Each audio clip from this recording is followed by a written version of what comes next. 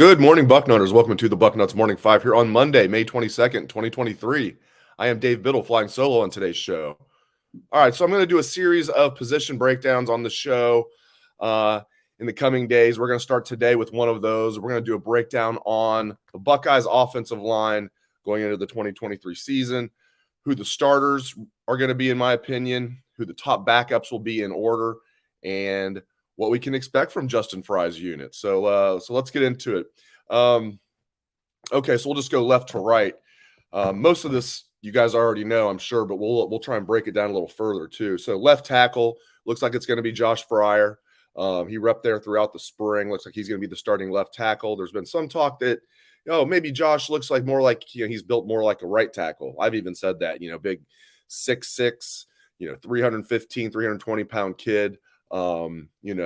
Maybe not a true left tackle, but, maybe he fits better on the right side. We'll see. The thing is, Josh Simmons, who they brought in from San Diego State, the transfer, he started all 13 games for the Aztecs at right tackle last year. So people that are saying Simmons is maybe more of a fit at left tackle and Fryer should go to the right, perhaps.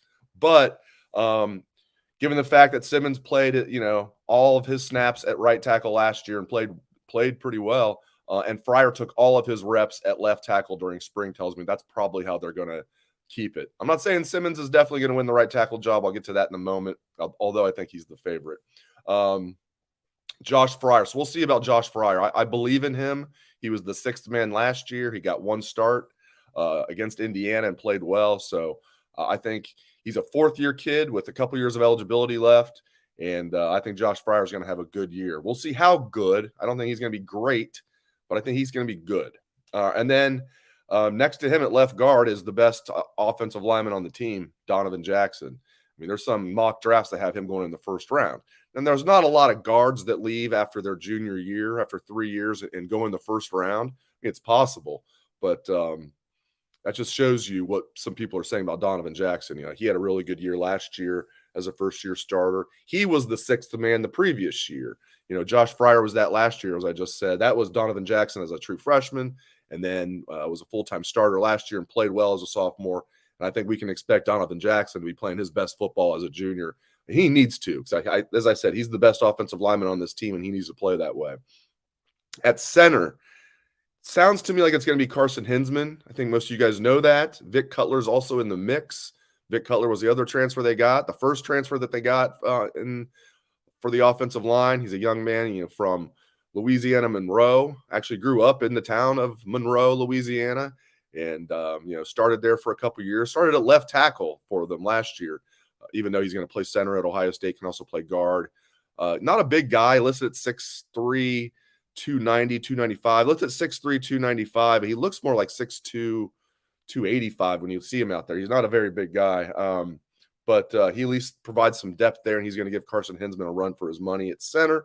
But I think it's going to be Hinsman. I keep going back to what Ryan Day said a little bit more like halfway through spring. Right about halfway through spring, he said Carson Hinsman has been a bright spot. And, even though they did rotate at center to some degree, Carson Hinsman took the majority of reps at center with the first team offense. So I think it's going to be Carson Hinsman. As a redshirt freshman, I think he will be the guy. We'll see how well he plays. I believe he's going to be a good player for the Buckeyes for sure during his career. Will it be as a redshirt freshman? He'll have ups and downs, I'm sure. It's too bad Luke Whippler didn't stick around. He left early after 3 years. He fell all the way to the 6th round. We talked about that ad nauseum, but it's like, man, that hurt Ohio State, and in my opinion, hurt Luke all in one fell swoop because, I think if Luke came back, I'm not saying he would have worked his way into a first-round pick. No one's saying that. I think he could have worked his way into be like a second or third-round pick. There's no reason he couldn't have been. You see a lot of guards, a lot of centers his size go second, third round. So that's too bad that Whippler left, but he did. It is what it is. So now it's going to be Carson Hinsman or it's going to be Vic Cutler. I think it's going to be Carson Hinsman. And then right guard, Matt Jones coming back.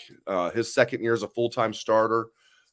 Interestingly, Matt Jones is the only offensive lineman on the team that does not have any eligibility left after this year. That doesn't mean Donovan Jackson is going to come back for another year. Doesn't mean but no, everybody else has at least 2 years of eligibility left, including Enoch Vamahi, who's been here 5 years because of the COVID year. So we'll get to the backups in a moment, guys like Enoch. But yeah, Matt Jones, 6th-year senior, final year, second full year as a starter. I thought he played well last year. He also had starting experience before last season, spot starting experience. So, not just a 6th-year senior, but a guy with a lot of snaps under his belt and has played some good football. So was banged up toward the end of last year, but he's gonna. That's nice. For all the all the consternation about the offensive line and the worries about the offensive line. It's like at least the Buckeyes have their 2 starting guards back. That's big. And then again, at right tackle, we'll see. We don't know yet. I wish Josh Simmons would have transferred here before spring, so he could have gone through spring ball. But beggars can't be choosers. So we're glad he transferred to Ohio State. But I wish we could have seen him battle it out with Tegra and with Zen. So I'm not ready just to give the job. I'm not going to say Josh Simmons is definitely going to be the starter. I think he's probably the favorite. But we'll see. Tegra, Shabola, and Zen Mahalski rotated at right tackle throughout spring. I know the coaches like them, like their talent. Again, will they be ready this year? Maybe not. Maybe that's why they brought in Josh Simmons. Or maybe one of those guys will beat out Simmons, and Simmons will be more like the 6th man or something like that. Also, I'll point this out. Let's say Tegra does not win the starting right tackle job. Not only does whoever not win the right tackle job can then be the swing tackle, can back up left tackle, and back up right tackle. They also, a guy like Tegra can swing inside to guard. If one of the guards, heaven forbid, that we just talked about gets banged up, Tegra could be a guard. That's where he repped last year in practice. So, so we'll see. I mean, they've started to build some depth here. Okay, we've talked about in my opinion, the 5 projected starters with Fryer, Jackson, Hinsman, Jones, and Simmons. And then you got Zen Mahalski, Tegra, Shabola, Vic Cutler. That's your top 8 right there, in my opinion. And then Enoch Vamahi as a 5th-year guy. I'd put him as like the 9th guy for doing like the backups in order. I'd say he's like the 9th guy. So, definitely on the 2 deep. But Enoch, I mean, he didn't play that well last year. I mean, he didn't look good at all against Michigan. When Matt Jones was banged up, they had, in fact, they had to put Fryer in there because Enoch was not getting the job done. He had a couple good blocks against Notre Dame in the opener, but Enoch needs to play better. He needs to play better. Now he's a 5th-year senior. Again, he can come back next year as a 6th-year senior if he wants to because of the COVID year. But so we'll see. I think Enoch is probably, definitely on the 2 deep, but if he gets in there, he needs to play better. There's no doubt about that. And then the other guy who's in the mix, again, he'll probably technically be on the 2 deep, but is he really going to be the backup left tackle? Probably not, but that's George Fitzpatrick, a redshirt freshman. George Fitzpatrick repped there throughout spring. Again, whoever loses the starting right tackle job is probably going to be technically the swing tackle there. So I don't know if Fitzpatrick, when I say he'll technically be on the 2 deep, now I take that back because whoever wins the right tackle job, let's say it's Simmons, then his backup's going to be probably Mahalski, let's say, or Mahalski would be the backup at left tackle, and then Tegra would be the backup at right tackle. So George Fitzpatrick probably won't be on the 2 deep, but he'll at least be contending to be on the 2 deep. And then I do think, even though I don't think these guys are going to play this year, I think they're going to try and redshirt all of them. I think it's nice that all 4 true freshman offensive linemen enrolled early. I think that's really good because they got to go through, winter conditioning, which I'm sure even for guys like that work out a lot and, tough guys, that's a wake-up call for these kids when they come in. They have to go to mix. You enroll and you immediately are in mix winter conditioning program, Valentine's Day massacre and everything that goes along with it. So they got to go through that. They got to go through spring ball, of course. That's good.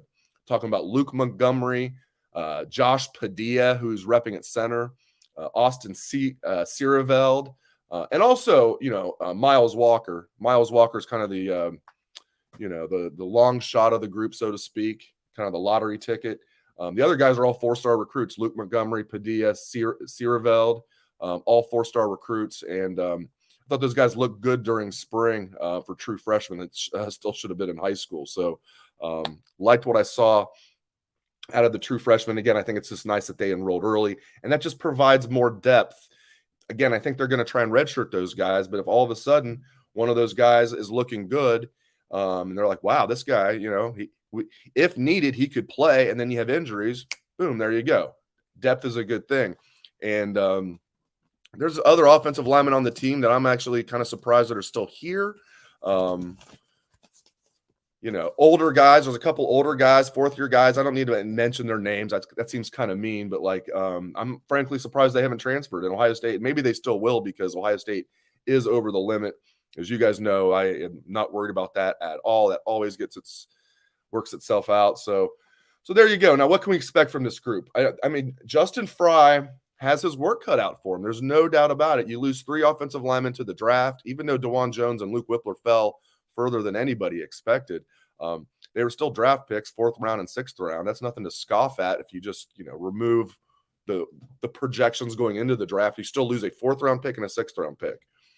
And you lose the number 1 offensive lineman in the draft in Paris Johnson Jr. So I don't remember Ohio State losing 3 draft picks. Now, the 2013 line lost a lot, but somehow Andrew Norwell went undrafted. Well, not somehow. I know how, because they didn't invite him to the combine, which was stupid. Mewhort was a 2nd round pick that year, and Corey Linsley was a 5th round pick. Corey Linsley should have been a 1st round pick if you look at it now. I mean, he's one of the highest paid centers was the highest paid center in football when he signed his deal. I think somebody signed a bigger deal now. Maybe not, though. Maybe Linsley still is. My point is the 2013 line lost a lot, but even that line only had 2 draft picks, a 2nd rounder and a 5th rounder. Buckeyes, 1st rounder, including the number 1 offensive lineman off the board, 6th overall pick in Paris Johnson, 4th rounder, 6th rounder. I don't remember them losing that many draft picks in 1 year. That 2013 line was so good with all those guys. Andrew Norwell ended up making a lot of money in the NFL. Marcus Hall, who we'll all remember for the double barrel salute to our friends up north. He was a good starter that year. He went undrafted, though. I think he made a practice squad. I don't think he ever actually made an NFL active roster, but he was a good player for the Buckeyes. That was a good offensive line, that 2013 offensive line. And Taylor Decker was on that line, too. We remember him getting abused his first ever start against Khalil Mack, but still, Taylor Decker as a sophomore was solid that year. But, of course, Taylor Decker was the one that came back the following year, helped them win a national championship. So that 2013 line lost a lot, and then they came back and won the national championship next year. So we'll see. Guys like Darryl Baldwin stepped up, So can that happen this year? Justin Frye, if he can, he will go down as, if Ohio State wins the national championship and the offensive line plays well, I mean, Justin Frye, if he's not already a hot commodity, will be an extremely hot commodity. Hopefully he's here for a while. That's a problem Buckeye fans would love to have, right? Win the national championship. Okay, yeah. If you win the national championship, you're probably going to lose some coaches. You would take that and run with it. All right, we got to get into this. Switching gears. Okay, Kevin Warren is the gift that keeps on giving. Goodness gracious. If you guys have not read this story, after the podcast, don't read it yet. I'm going to recap it for you. Pete Thamel did a interesting piece, we'll say the least. Did a really good job. Pete Thamel for ESPN.com. So the one thing we thought about Kevin Warren for all of his mistakes was, well, at least he went out and got that massive TV deal done. Maybe it was, that was as easy as checking some boxes, and maybe Barry Alvarez helped him, but at least he'll get credit for that because he was at the helm when that happened. Well, as it turns out, that deal was not finalized. That massive TV deal is worth roughly $1 billion over the next 10 years. Wasn't finalized. So now the new commish comes in. He didn't know that, Tony Petitti, and he is scrambling to clean up Kevin Warren's mess. Again, you guys got to read this story. I'll get you the basics. I'll get a little bit into the weeds, but not too far. So, Cliff Notes version, it's at least 70 million short of what was reported. At least 70 million. So that's $5 million per school. So if it's that, and that's the best case scenario right now, is so Ohio State will have $5 million less per year is how that would work than what they expected. All right. It could be more than that. Here's a couple reasons why. So I don't know how Kevin Warren didn't know this, but so when he was negotiating the contract with NBC, part of the contract with NBC is he gave them the 2026 Big Ten championship game, right? Sweeten the pot a little bit, right? Good job. Good negotiating, Give NBC one time the Big Ten championship game, you know? Sweeten that pot, get some more money from NBC. Well, guess what? The Big Ten Conference does not own the rights to the Big Ten championship game. Big Ten Network does. Like, wait, what? Same thing, right? Fox is the majority owner of the Big Ten Network. 51-49, but still. Fox is the majority owner of the Big Ten Network. Big Ten Network owns the Big Ten championship game, or at least the rights to it. That's why Fox has always had it since its inception. And Kevin Warren, the genius, decided to give it to NBC. Well, now Fox is extremely upset. This has been happening like for the last, month or so. This is just now getting reported because Pete Thamel did a great job unearthing all of this. So now Fox was like, either you're giving us the game back or you're giving us $40 million. So the Big Ten is now going to give $40 million back to Fox. $40 million. They're also going to give $20 million back to Fox to make up for the COVID year. And you can say, well, that wasn't on the Big Ten. Yes, it was. The SEC played. That was another Kevin Warren error. They didn't need to shorten their season. They just did. The SEC played. The ACC played. So Kevin Warren, the gift that keeps on giving. So that's right there. That's $60 million at least they're going to have to give back. And then there's more because there's stuff with the NBC deal that's all messed up. And you have coaches that are pissed off because they weren't told about any of this stuff. Tom Izzo's mad because he wasn't told that some of the big games are going to be like on streaming only services. He doesn't like that. And he doesn't like not being told or not, no one even like ran anything by the coaches. Ryan Day was quoted in the story. He's not, he at least wishes they would have ran it by the coaches about having night games in November. They've always had night games in November, the first weekend of November, but past that, as we all know, they have not. Well, now they will. Ohio State's going to have one. It'll be and I don't have a big problem with it. I mean, the NFL has night games in December. Why can't we have night games in November? It's really not that big of a deal. The point is, there's the lack of communication. What we have here is a failure to communicate. But beyond that, I mean, and I can't get over some of this stuff. Okay, let me. I already mentioned this, but I can't stress this enough. The contracts have not even been finalized yet. They have not even been signed yet. So all of this was reported like months ago that this was a done deal. Kevin Warren trots out there and said he's leaving the Big Ten in much better shape than what he inherited it. It's like he made it seem like everything was finalized. And this new commissioner, thank goodness this new commissioner has experience as a TV exec. He used to be one of the higher ups at CBS Sports. Then he went and was a higher up in Major League Baseball. He's got a lot of experience in TV. So it sounds like he's going to clean up on aisle 6, but this is a good guy to do. And it sounds like there's going to be some damage control, but still the Big Ten teams are not going to be getting as much money as they thought. So again, Ohio State's going to be getting at least $5 million less per year than what they thought. And we might say, oh, $5 million is nothing to Ohio State, but like that adds up. And they had to take out a loan to build a recent facility. It's not like they're just swimming in it. So, because they have to pay for all of these other sports. The football program makes a lot of money, but the football program's paying for all these other sports, which I like the other sports. Like the men's tennis team almost won the national championship. That was really cool. Been cooler if they would have won, but they got runner-up. They were the runner-up. Baseball team finished strong. Those teams, they don't make any money. In fact, they lose money, but I'm still glad that they have them. So don't get me wrong. But like when people say, oh, $5 million per year, that's nothing for Ohio State. Yeah, but that was in the budget. They had already thought this is the amount of money we're going to have coming in for the next 10 years. Now, all of a sudden, it's like, oh, it's $5 million less. And it might be more than that, according to the story from Pete Thamel. You guys got to read it. It's at least across the conference, $70 million less per year than expected. Not good. Not good at all. So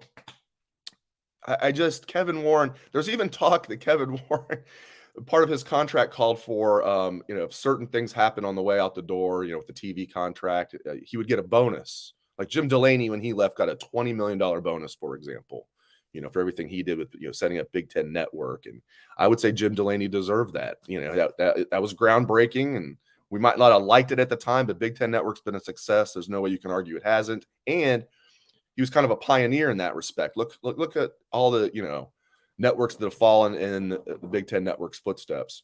We could say the Big Ten Network is leaving a lot on the table as far as some of their content, especially during the day. I still think they need like a Feinbaum-esque call-in show that's every day talking about Ohio or Big Ten football, or just Ohio State football. No, it'd have to be Big Ten football, but it'd be great. It'd be just like what the Feinbaum show is for the SEC. I don't know why Big Ten doesn't do that.